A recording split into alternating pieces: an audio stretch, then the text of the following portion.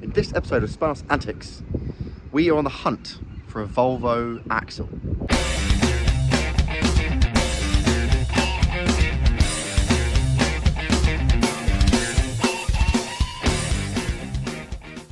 On this episode, we go and find a 331 rear diff axle.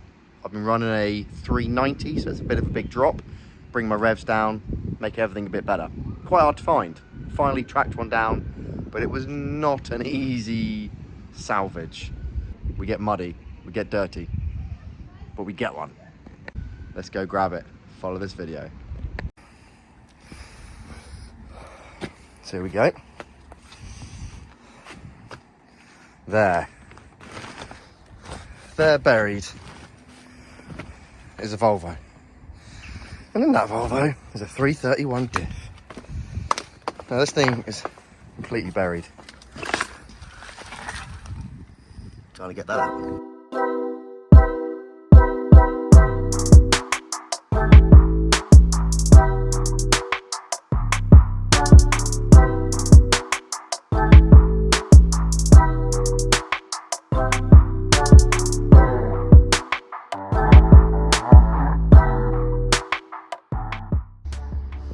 Get him there.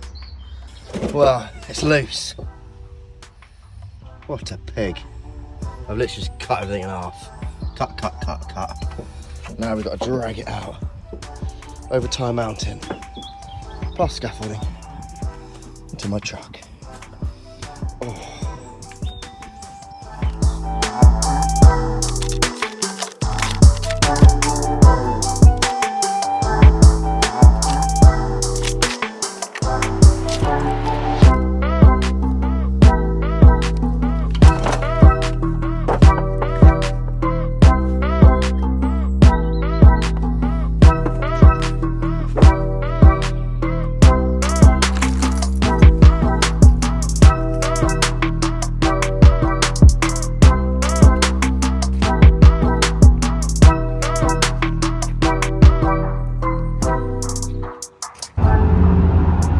Okay, well, I'm on my way home. It got dark pretty quickly back there. So, that was a mission. Went to look at a load of axles. He had a big pile, he's a nice guy. They bang and race Volvos. And he's just got loads of parts and stuff. But he had a big pile of axles. And I pulled all the diff covers off looking for the 331 and there wasn't any. But luckily he knew his cars and his ratios, and he had an axle in a car. Well, he had an axle in that car you saw, but it was in a bit of a random location, tucked behind a wall of tyres and between a van and it was that bit of a stuck out the way, so we couldn't use his crane or anything to whip it out.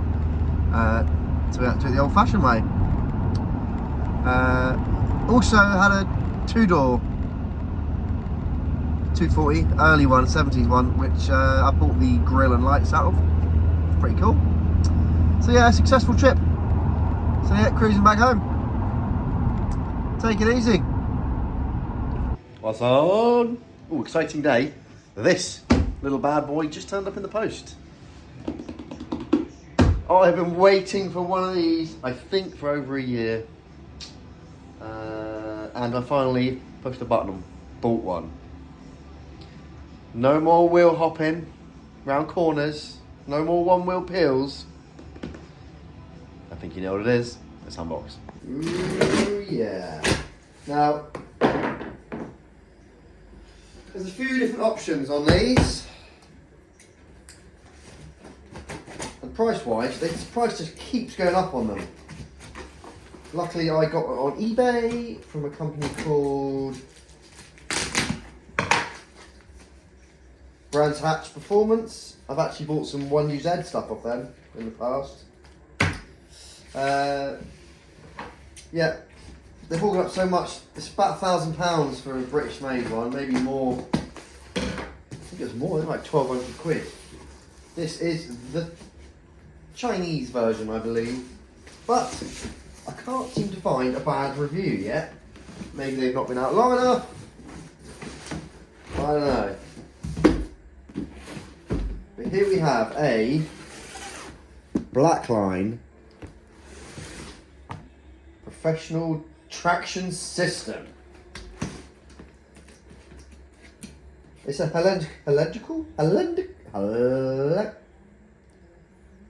geared. So it's not clutch based, it's geared. It's a torque biased diff. Ooh.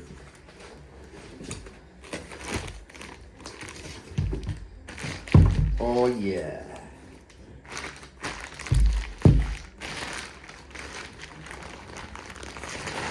Oh.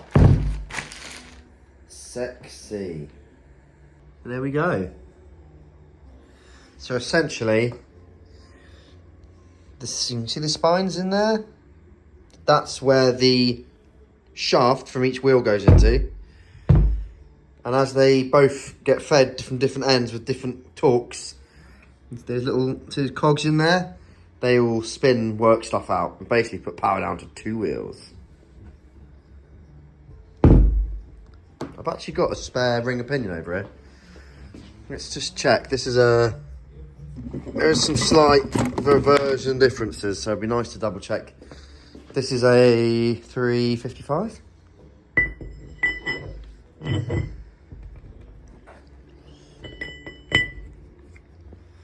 Ew.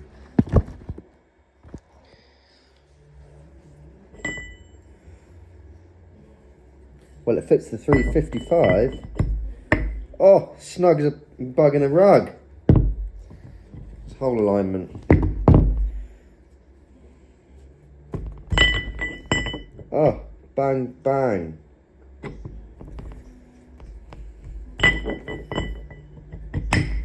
Well, we know it fits the 355. 355? 356? Whatever it is. So, here's the axle. It's all been wire wheeled and POR15 painted, which I think is the best paint. It's brush on. I think it's got some acid in it and it bites like an etch. So we're going to grab this, the limited slip, stick it in the Ranger, off we go. And we're off. I've got my passenger in the passenger seat, axle in the back. Let's go. Good news. Just heard from Wimborne Motors and my axle is ready. Go and get it. The sun is shining. I'm in the Rangy and my axle is in the back. Happy days. Boom.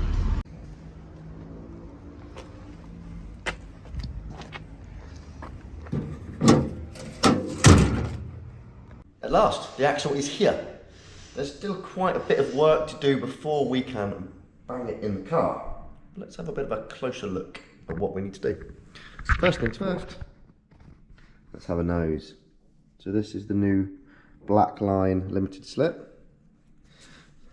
You can see the witness marks on the teeth from where they've set the axle up. There we go. So to put this back in the car, things we've got to do is, the drive shafts are out and they are here. Now, as you can see with these drive shafts, you've actually got a seal, a bearing, and another seal eraser, all on the axle. Now, my plan was to replace the bearings and the seals, but I'm struggling to get them on the time frame. And the fact that this axle wants to get back together before summer's over, I'm going to pop this in.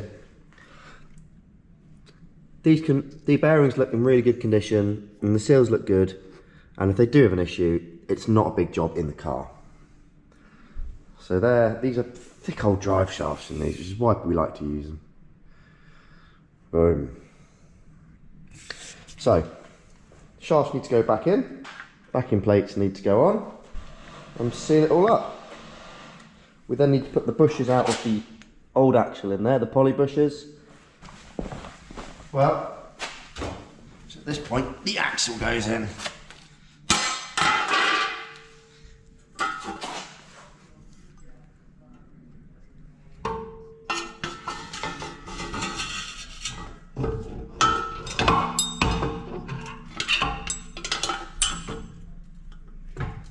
Boom.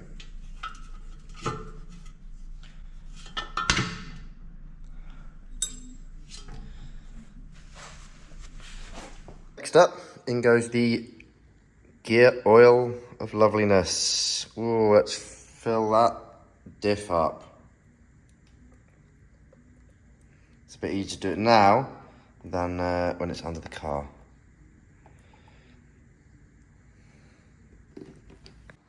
Next, on goes the sealant, and then the diff cover.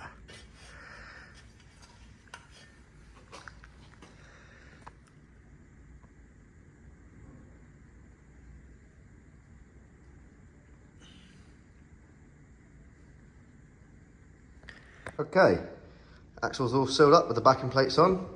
Next up is the poly bushes. These have actually come out of my old axle.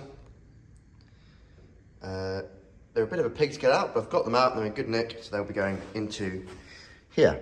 If you want to know more about how to take out the original bushes and use the poly bush sets, check out this video up here, where I did the old rear axle. Okay, the bushes are in. Now it's time to slide it under the car. We've already got the rear suspension arms in. So everything's ready, basically, to accept the axle. Let's chuck it in.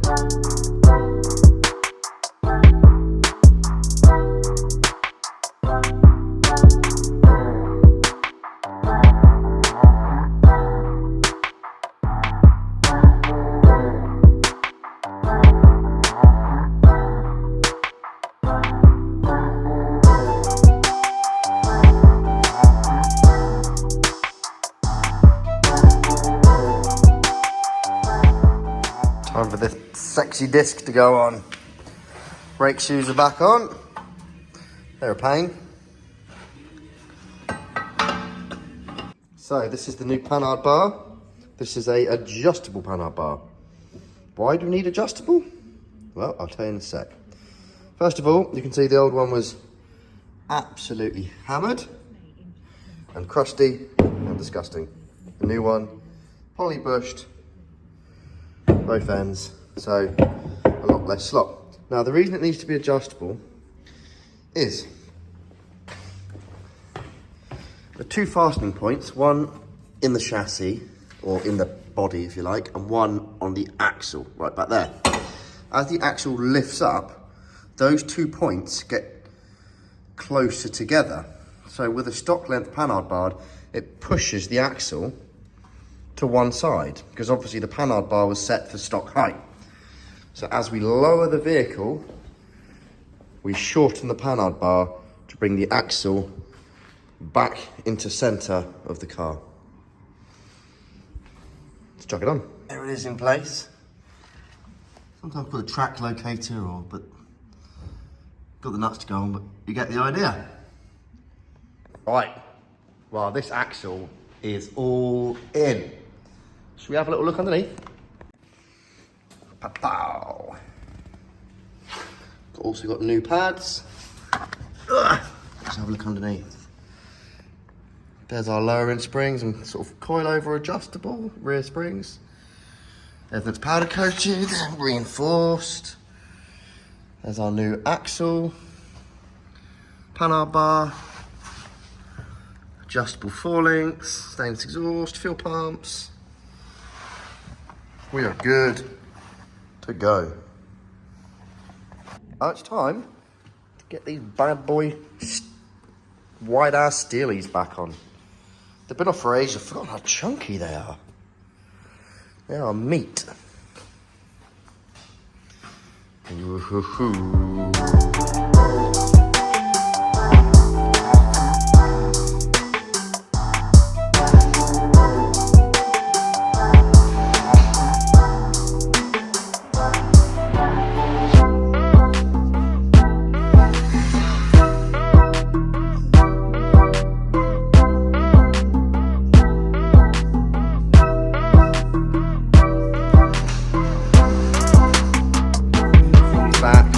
Oh yeah. Don't forget, like and subscribe. and see you on the next episode of Spanos Antics. Peace out.